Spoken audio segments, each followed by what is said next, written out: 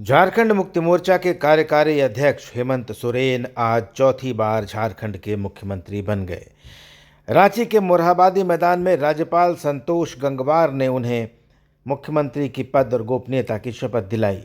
मंत्रिमंडल का विस्तार बाद में किया जाएगा और शपथ ग्रहण समारोह में इंडिया अलायंस की 10 पार्टियों के 18 बड़े नेता शामिल हुए। इनमें राहुल गांधी, पश्चिम बंगाल की मुख्यमंत्री ममता बनर्जी और समाजवादी पार्टी के प्रमुख अखिलेश यादव और आरजेडी के तेजस्वी यादव मौजूद रहे। दिल्ली के पूर्व मुख्यमंत्री अरविंद केजरीवाल, पंजाब के मुख्यमंत्री भगवंत मान और उदयनिधि स्टालिन भी इस समारोह में उपस्थित थे। दोपहर 3 बजे अपने पिता शिबू सोरेन का हाथ पकड़कर हेमंत सोरेन समारोह स्थल ले गए। शपथ से पहले उन्होंने कहा, आज का दिन ऐतिहासिक होगा। हमारी एकता ही हमारा सबसे बड़ा हथियार है। हमें न विभाजित किया जा सकता है, न ही शांत किया जा सकता है। हम झारखंडी हैं और झारखंडी झुकते नहीं हैं। शपथ ग्रहण समारोह के बाद मुख्यमंत्री हेमंत सोरेन ने सिदो कान्हू उद्यान में अमर शहीद वीर सिदो कान्हू की प्रतिमा पर माल्यार्पण कर श्रद्धांजलि अर्पित की। उनके साथ उनकी पत्नी कल्पना सोरेन भी थीं। वहीं बोकारो के चंदन कियारी की अग्निवीर जवान अर्जुन महतो के शहीद होने पर उनके भाई बलराम महतो को हेमंत सोरेन ने नियुक्ति पत्र दिया और इनको पहले ही मुआवजा दिया जा चुका है।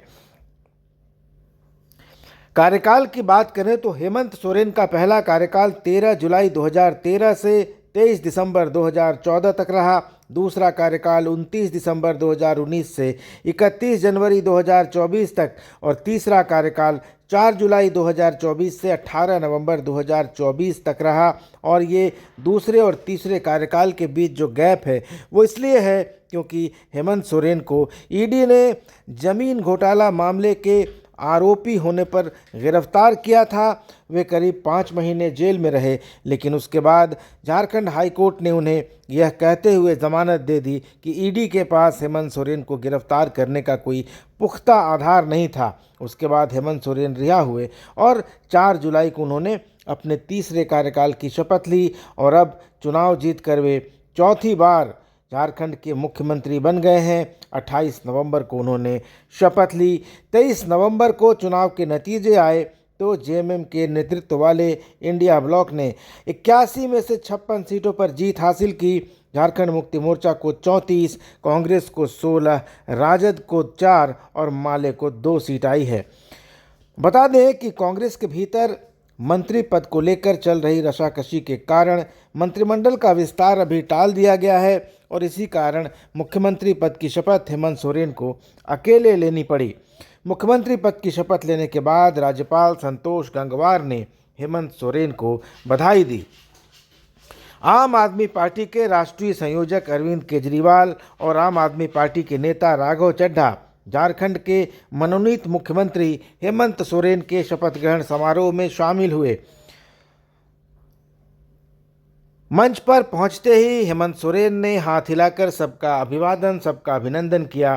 कांग्रेस अध्यक्ष मल्लिकार्जुन खड़गे और पार्टी सांसद और लोकसभा नेता राहुल गांधी हेमंत सोरेन के शपथ ग्रहण समारोह में पहुंचे। वहीं मंच पर अखिलेश यादव और तेजस्वी यादव बात करते हुए दिखाई दिए। ममता बनर्जी ने मंच पर मौजूद दिशोम गुरु शिबू सोरेन का शॉल उड़ाकर स्वागत किया। तमिलनाडु के डिप्टी सीएम और डीएम के नेता उदयनिधि स्टालिन हेमंत सोरेन के शपथ ग्रहण समारोह में पहुंचे। उन्होंने कहा कि मैं तमिलनाडु सरकार और हमारे मुख्यमंत्री एमके स्टालिन की ओर से मुख्यमंत्री हेमंत सोरेन को शुभकामनाएं देता हूं। झारखंड मुक्ति मोर्चा के केंद्रीय अध्यक्ष शिबू सोरेन और उनकी पत्नी रूपी सोरेन रांची में अपने बेटे और मुख्यमंत्री पद के उम्मीदवार हेमंत सोरेन के शपथ ग्रहण समारोह में शामिल हुए। शपथ ग्रहण से पहले हेमंत सोरेन ने पिता शिबू सोरेन के साथ फोटो शेयर की और उन्होंने लिखा, आबुआ सरकार के शपथ ग्रहण के पहले बाबा दिशोम गुरुजी और मां का आशीर्वाद लिया। इसके बाद शिबू सोरेन हेमंत सोरेन को लेकर शपथ ग्रहण समारोह के लिए निकले और इसके पहले मोरहाबादी अपनी पत्नी के साथ हेमंत सोरेन मोरहाबादी मैदान पहुंचे। शपथ ग्रहण समारोह में लोगों में काफ़ी उत्साह देखा गया। झारखंड मुक्ति मोर्चा के समर्थक हाथ में पार्टी का झंडा लिए कार्यक्रम स्थल पर मौजूद थे, नारे लगा रहे थे और लोगों के मनोरंजन के लिए वहां सांस्कृतिक कार्यक्रम भी आयोजित किया गया था। स्थानीय कलाकार गीत और नृत्य प्रस्तुत कर रहे थे। हेमंत सोरेन का राजनीतिक सफर 2005 में शुरू हुआ। झारखंड गठन के बाद पहले विधानसभा चुनाव का रिजल्ट निकला और हेमंत सोरेन इसमें दुमका सीट से निर्दलीय स्टीफन मरांडी के हाथों हार गए। इस हार से उनका मोरल डाउन हो गया। वे वापस अपनी फोटोग्राफी और स्केचिंग में लग गए। उन्होंने इंजीनियरिंग की पढ़ाई के लिए रांची के बीआईटी मिश्रा में सरकारी कोटे से एडमिशन लिया। 22 मई 2009 की सुबह सुबह पता चला कि उनके बड़े भाई का निधन हो गया है। उस समय दुर्गा सोरेन जेएमएम के महासचिव थे और राज्य में पार्टी की कमान संभाल रखी थी। बढ़ती उम्र और खराब सेहत के कारण पिता शिबू सोरेन केवल केंद्र की राजनीति तक सीमित थे। ऐसे में हेमंत ने अपनी पढ़ाई बीच में छोड़ दी और पूर्णकालिक राजनीतिक बन गए। उसके बाद पीछे मुड़कर नहीं देखा।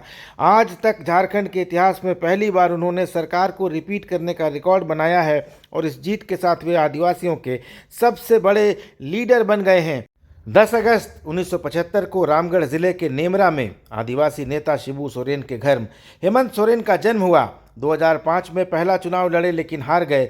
2006 में कल्पना सोरेन से शादी हुई और आज कल्पना सोरेन उनसे कंधे से कंधा मिलाकर झारखंड मुक्ति मोर्चा की लीडरशिप में शामिल हैं। उनके 2 बच्चे हैं, निखिल और अंश। 2009 में 24 जून को हेमंत राज्यसभा के सदस्य बने और इसी साल 23 दिसंबर को विधायक भी बने। 11 सितंबर से 8 जनवरी 2013 तक झारखंड के डिप्टी सीएम रहे और 15 जुलाई 2013 को पहली बार झारखंड के मुख्यमंत्री बने।